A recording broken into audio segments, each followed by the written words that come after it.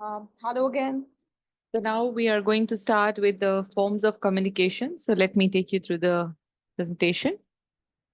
If you remember in the earlier portion of the module, we discussed first thing we discussed why it is importance of the communication, right? And then we discussed the process along with the components of communication. Now we are going to see what are the different forms of communication. So how does communication take place? How what are the different ways, different mediums in which through which we use the communication. So we are talking about different modes or forms of communication. Now, these forms are divided into different categories. So, first one is forms based on medium. Second one, forms based on nature. Third one, forms based on hierarchy. And the fourth one, informal communication. Right? So these are the common possible ways in which mostly communication takes place. In your personal life, also in your professional life, also, mostly we are talking about the forms of communication from the organization point of view because we are discussing business communication as a subject. Now, first one is the forms based on medium. So, what are the ways through which communication happens? So the first one is verbal communication, and the second one is non-verbal communication. These are the forms based on medium, means how are you communicating?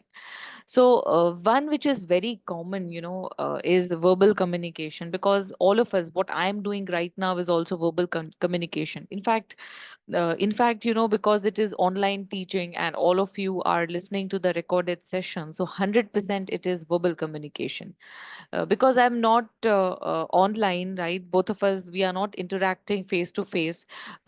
Even if it was a live session, you could see the video presentation, and then there would be some part of normal non-verbal communication happening even in online classes. But since right now you're listening to the recorded session, it is 100% verbal communication because you cannot see my facial expressions, you cannot see my gestures, you cannot see my posture, nothing, right? So, only way that is reaching, only way I'm trying to communicate, only way I'm hoping that, it is like a very successful communication. You are thoroughly understanding the meaning of what I am trying to teach, or you are completely understanding. It is all based on verbal communication.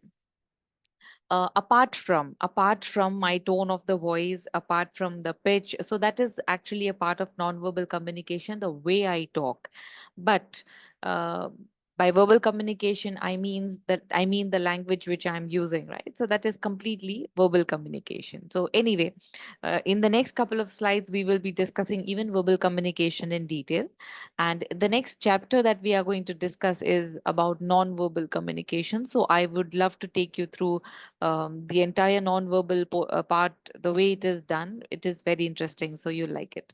So this is the first form of communication that is based on medium. Now, the second form, which is based on nature. So the nature of communication, how are you trying to communicate? For example, first one is intrapersonal. So something which happens within, when you're trying to talk to yourself, that becomes intrapersonal. Next is interpersonal. When you are trying to communicate with two or more people, that becomes interpersonal. Then comes the extra personal, when you are trying to communicate with some non-human entity, that becomes extra personal. And mass, it's like mass communication. You're trying to communicate with a large group of audience, that becomes mass communication.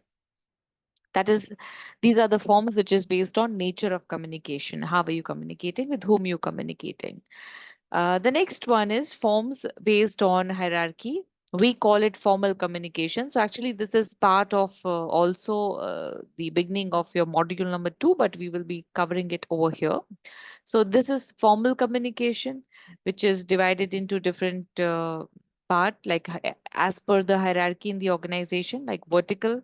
Vertical can be downward and upward. Then comes the horizontal communication, and then comes the diagonal communication. And next one is informal communication. So there is also one more way in which communication happens, which is called grapevine. That is the informal communication. So these are the forms of communication. Now let's discuss these forms in detail. Now, see, forms based on medium. So, this is how the communication which is happening with the help of language. So, here, non-verbal language and then the verbal language. Right. It is given over here in the form of cartoon. Yeah, verbal language and non-verbal language mostly through different expressions. Yeah. Now, what is verbal communication? See, verbal communication takes place when the message is expressed through language. One must keep in mind that unless the words have meaning and unless the sender and the receiver apply the same meaning to the spoken word, verbal communication may be misunderstood. So this is pretty simple to understand, right? If you remember the process of communication that we discussed in our last slide, then in that process, the first thing was sender, and sender is trying to encode the message. And then by using appropriate medium or the channel, the message is passed, and the receiver, before receiving it, tries and decode the message. Right. So there is the message received is successful when both the parties are placing the same meaning to the words which one person sent and the other person received. Let's take the same example of a tree, right? One when the sender is trying to encode uh, tree, then a person has something in mind, and when the receiver is trying to decode that tree, person also has a picture in mind. So if both of them are having the same picture, that means nothing is misunderstood. Whatever message was sent, exactly the same was received. But if both of them have different meanings, let's say in one culture or one country, tree means something else. So you are trying to say tree, but in another culture and another country, tree means something else. That means there will be misunderstanding. In fact, even within the country, India, we know that there are so many cultures, like every state has a different language, right? So if a Bengali is using a word which is not understood by somebody from, let's say, Rajasthan, or South India, then what will happen? Total miscommunication will happen, because even when you are trying to use a language, there's no common language and the words have different meanings, so that's why it will be misunderstood. To have any meaning, the spoken word must be understood by all the parties of the communication. This is a must in verbal communication. So language plays a very important role in verbal communication. The language between sender and receiver should be common. Otherwise, there will be misunderstanding or miscommunication taking place. And then you will have to use non-verbal communication as the ultimate resort to understand the message. So, verbal communication, language, common language is very important. What are the characteristics of verbal communication? First thing, it is expressed through language, right? As I told you, it's verbal communication. So it is expressed through language. Second one, meanings of messages change with change in language. So this also I told you, right? With the difference in languages, the meaning might change. So if you're trying to convey something, the receiver might understand something else. So that's where miscommunication happens. Third thing, for verbal communication can be recorded for the future also. So verbal communication again can be written communication, can also be considered as a verbal communication, because written communication is not a sign language, right? We are trying to use a language to even communicate.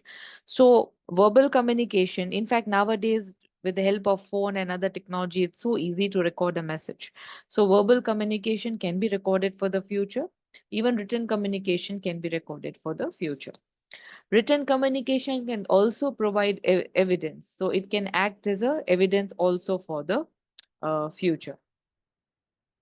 And the last one, forms core of message. So mainly, because it's verbal communication, the main message is always communicated through your words, which is always supplemented by the gestures or your facial expressions that emphasizes the message, and so it becomes much easier for the receiver to understand the message. In fact, same way, see, right now you are listening to me, it is a recorded session, and as I told you before, that the entire understanding depends on the language which I'm using. and of course the tone of my voice and other things related to my voice, but the core of the message is with the words. But imagine that if you were sitting right in front of me, and if you could see what are my expressions, like when I'm saying this, I'm having a smile on my face, that means, yeah, it's pleasant. Or let's say you can see anger on my face, or let's say you can see my hand movements, my gestures, so all these things will be very impactful in understanding the message. In fact, you will understand it better. So but right now, when we are talking about verbal communication, it forms the core of the message. So main message is shared, or it's communicated with the help of the language which I'm using, and my gestures and other non-verbal cues which I'm giving is adding to the communication or conversation that we are having. So these are the characteristics of verbal communication.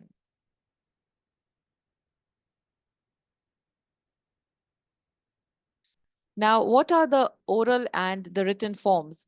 So, in what way communication will be done? What are the ways in which verbal communication takes place? So, when we are talking about oral forms, see, face-to-face conversation or telephonic conversation also is a way of doing having the oral communication.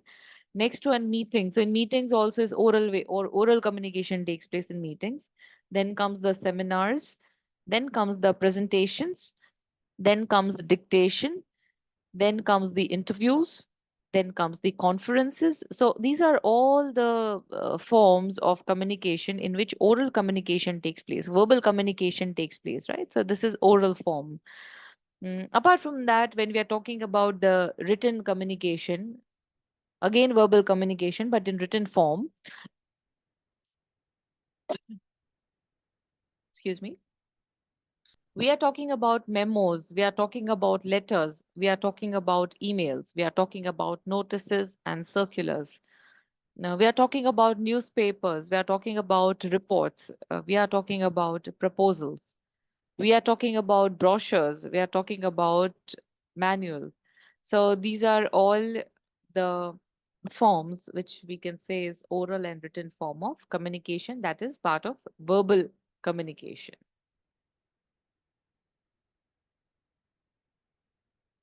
Now, when communicating within corporate, keep in mind the following. So, yeah, these are some of the pointers. First one, good communication skills are necessary in establishing rapport with coworkers. So, obviously, if I mean, imagine in a group of friends are there are some who are very outspoken, who are communicating really well. They will be able to always influence the entire group, people who are really communicating well. Same way in business also, same way in workplace, at your workplace also. If you have colleagues who are talking very less, then not that they are not intelligent, not that they are not hardworking, not that they are not smart, nothing like that. But people who are having very good communication skills, who can express themselves well, will always outperform because they will be able to express themselves. Whereas people who are really good, sharp, intelligent, smart, hardworking, but they are not able to communicate well, will be missing out on a lot of opportunities because others don't know what they can do or what they are capable of doing. So that's why having good communication skills is very important in establishing a kind of rapport, an impression among your coworkers. Then subordinates feel respected and validated when called by their full name. So, yeah, you should always call your colleagues, your friends by their name because everybody feel respected and validated. In fact, in India, we don't have so much of this culture, but in West, in other countries, um, everybody's the name is the identity. Everybody is called by the name, and there is no barrier of the age that somebody is senior, so you cannot call that person by age, right? In India, I'm sure you must be a little hesitant in calling a senior person by name. In fact, our offices and our corporate is much, our seniors are much more habituated to be addressed by the words, let's say, sir and ma'am, but that's not the case outside. So it depends, and see in what kind of company you're working, understand the culture, and accordingly you should act. Point number three, subordinates should be encouraged to verbalize their feelings. They should be encouraged to verbalize, as in, everybody should be encouraged, even employees should be encouraged, that if you have something to say, please feel free to say. You should always verbalize whatever you feel. If you are not happy with the project, or if you're not happy with working conditions, or if you have some problem with your seniors, or if you have some good ideas that you would like to share, or if anything, you should always encourage your subordinates to verbalize, talk. And last one, co-workers should be given technical information in a manner that they can understand. All the co-workers should be able to understand. If you don't give sufficient information, then what will happen? People will misunderstand, and because of that, ultimately you will not be able to achieve organizational objective. Work will suffer. So the ideal situation is that whatever technical information means any information related to the work, they should be that should be communicated well, should be shared clearly with the coworkers, so they can understand and they know what and how work is to be done.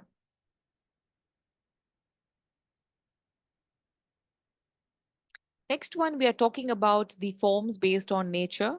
So first one is intrapersonal communications. What is intrapersonal communication? It is a communication within oneself. It has more psychological elements involved in communication process. As you can see in the picture, so many times we do actually, when you're sitting alone, you would just think whether I should do this or whether I should do that. If you're taking a decision related to your career, you might sit and think, what should I do? Like, what is the right career choice for me? Or if you're just sitting and if you're planning a dinner with your friends, you will think that which place should I go, like this place or that place. So whenever you're trying to communicate, within with yourself, so that is called intrapersonal communication, which is very common form of communication all of us do, right? So any kind of learning process happening, or you trying to brood over your past experience, you're trying to recall something and you feel that, oh, I did this mistake. All of us talk to ourselves, which is very common, and in fact it is very essential. You should talk to yourself. So that's how you can always remember, you can always recall, you can always practice. So that is one form of intrapersonal communication. Um, in fact, there are, when we are talking about the mind, one is called conscious mind and another is called subconscious mind. So subconscious, it is said that it is very important. It drives your body and mind, subconscious mind. So there is, in fact, this is the whole science, the whole theory behind it. So if you're interested, you can refer some books related to the subconscious mind. One of them I can just suggest is The Power of the Subconscious Mind by Dr. Joseph Murphy.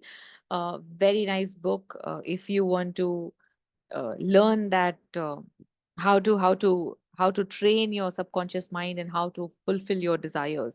But that's all about talking to yourself, convincing yourself that, yeah, you can do something. That's how people motivate themselves, that okay, yes, I can do this, like I'm not going to get scared, I can do it.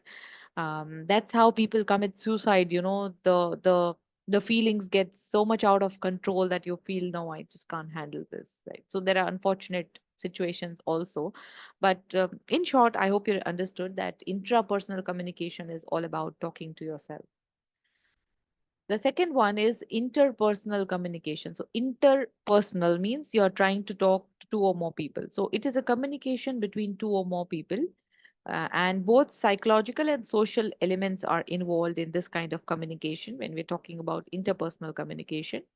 For example, instructions of boss, chit-chatting among friends. So that is all interpersonal. This is something which is very common. You do every now and then with your siblings, with your friends, with your parents, with your family, colleagues, anybody and everybody.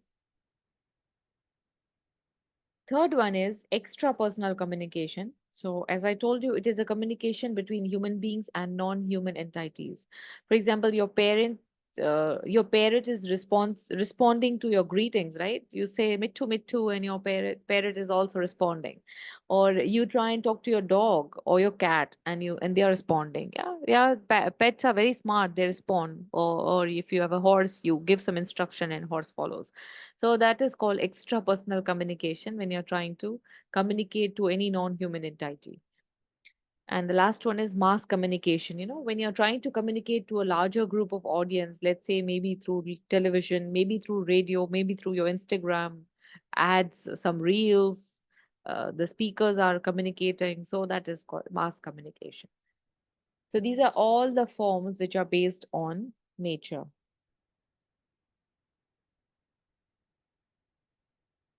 Now, there are some forms which are based on the hierarchy, and we call them formal network, formal communication. So, first, I'm just going to give you a minute and please go through the diagram which is given over here.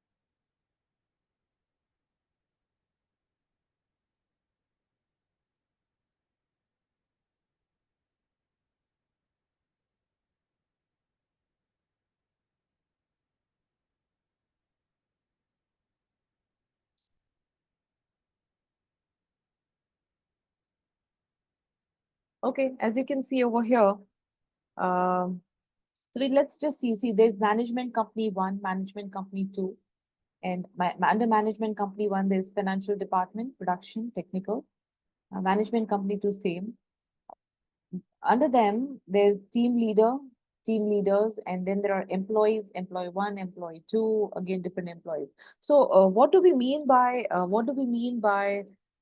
vertical communication? See, vertical, top to bottom, bottom to top. So, technical department, somebody from the technical department is trying to communicate to the team leader is from top to bottom. It's downward communication. And if any employee is trying to talk to team leader or team leader trying to talk to department, technical department head, then it becomes the upward communication, right? So one is downward communication, another is upward communication. What happens in downward communication? Mostly instructions comes, rules comes, objectives comes, goals comes, all these things come from the top. And what goes upstairs? Feedback goes upstairs, problems goes upstairs. If there is anything that has to be shared goes upstairs. So that is called upward communication.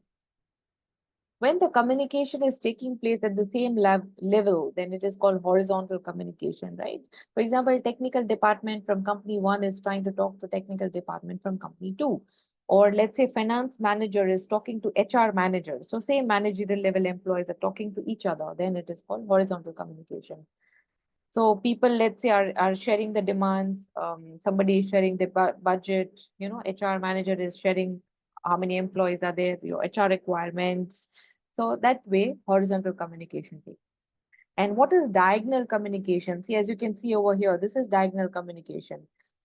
Team leader from production is trying to talk to somebody in technical department, IT department, right? So that is called diagonal communication. So it completely depends on the purpose, but this is how the formal network in the communication, formal communication network in the organization works. Vertical is downward, upward. Another one is horizontal, happening at the same level.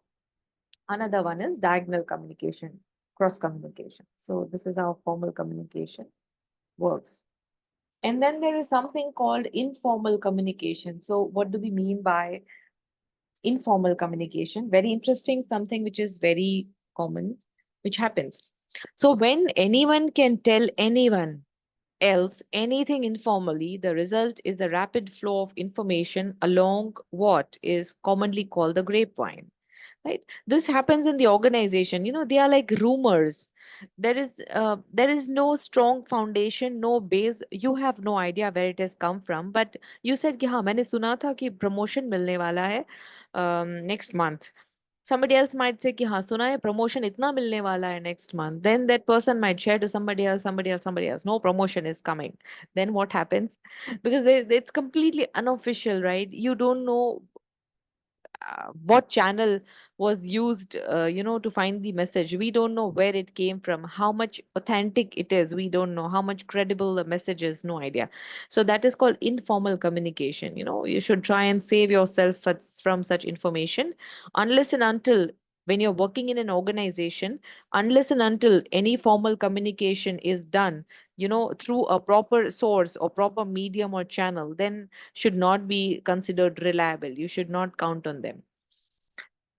So otherwise it becomes grapevine. And unfortunately what happens is, when the message passes in an informal way from one person to another person, it changes also, right? That's where we see distortion. It changes, the entire meaning sometimes changes, and we are shocked. I wish we were sitting in a live class. We would have actually done an exercise or activity to understand the grapevine, because this is quite fun. But anyway, I hope you understood the meaning. So this refers to the pathways along with which unofficial information travels. In short, unofficial communication channels in an organization are referred to as grapevine. So this is about grapevine.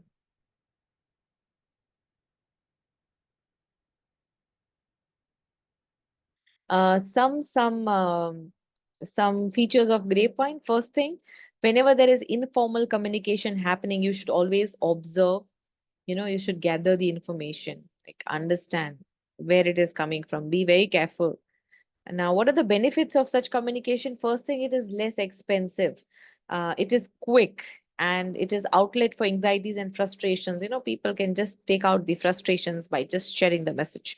But anyway, it's not great. So sometimes what happens is, people feel that formal communication will take time. So let's do it. Let's just spread the message. So very quickly and in a very inexpensive way, messages will pass. It will just shoot. So that is the benefit of informal communication. Limitation is, it is multi-directional, it is fast spreading, it can be unreliable, and there are chances of misunderstanding also, because we don't know where this message will pass, right? Nobody knows where this message will go.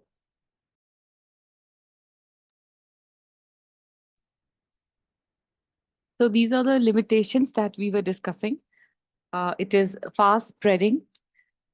You cannot control it. It's like, if you see a message which has been passed, or if you feel that you want to spread a message among your employees, and you feel that, okay, informal grapevine is a faster way of doing it. But then the problem is that it can spread fast. You cannot control it. It can be multi-directional. You cannot say that I want to spread a message among only this class of people or this group of people. It's not possible. It can be multi-directional. It can go anywhere. Again, another limitation is it's unreliable. Nobody will rely. Nobody will believe that, yeah, this is the real message. And there are chances of misunderstanding also. So these are the limitations of informal communication. Now, what are the tips? So first thing, whenever you hear, whenever any kind of message comes to you, always identify and verify. Don't ignore, don't threaten. Nowadays, because of social media, I mean, social media is full of grapevine messages, informal communication that is happening. Because what happens is, people keep sharing without any authentic source, without any giving credit to any source, whether it's good or bad. People just share, and it keeps sharing, sharing, sharing. Same thing happens in WhatsApp groups also, right? You just keep receiving the messages, and it keeps on passing from one person to another person to another person to another person, and nobody knows where it has come from. Nobody knows whether it is reliable information, right? All it happens is it keeps passing from here and there. So you need to be very careful whenever we are talking about the important information that is coming to you. Be very careful, and try and verify the message which comes to you before acting on it. There's no need to ignore also. There's no need to threaten also. There's no need to worry also. But always find out what is the credible source of the messages. So this is about the grapevine information. Grapevine considered as the informal information communication. Now, how to improve the organizational communication? So whenever we are trying to improve the organization, because we already saw, right, there's a formal way of talking, communication happening, there's informal way of communication happening. So what are the strategies for improving the organizational communication? First thing, try and encourage the open feedback. When you're giving open feedback to people, or when you're encouraging that yes, whoever is working should be receiving some kind of feedback, that means at least you are sure that whatever messages you wanted to pass, or whatever messages you wanted to communicate, that has reached the person, and that's why you're receiving feedback. So first thing, encourage open feedback in the organization. One is 360-degree feedback. Try and take feedback from all the parties who you are connected with. Let's say that if you are trying to understand how is the performance of one employee, then you should take feedback from different parties. You should ask how how is that person's performance. You should ask the seniors, you should ask the supervisors, you should ask colleagues, you should ask the clients also, you should ask the suppliers also.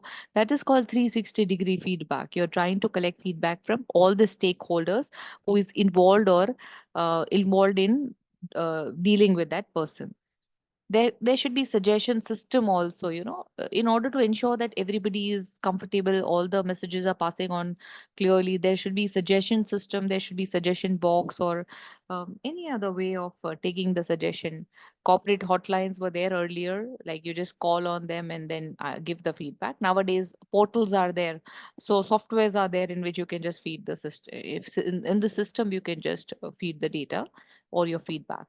So this will help, in improving the organization communication if you have open feedback.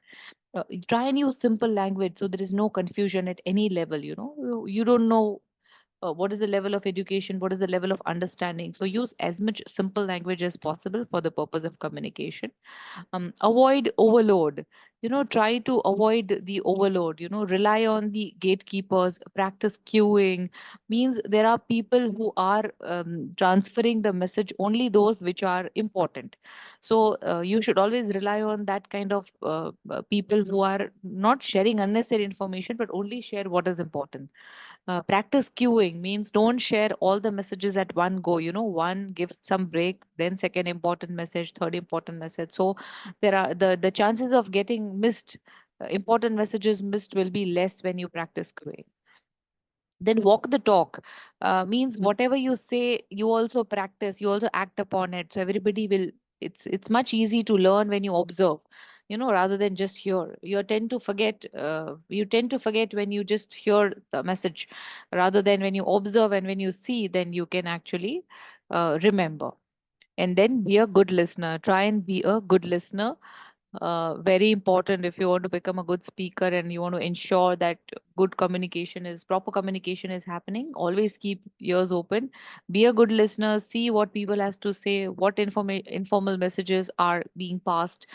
Try and control them so it doesn't harm your image, company's image, or it doesn't disturb other routine work like that. So these are the strategies for improving organizational communication. Okay, that's it. These are the forms of communication. Next, we will be moving on to the non-verbal. Now, out of all the forms, I have not touched upon non-verbal communication. So the next chapter that we are going to begin with is non-verbal communication.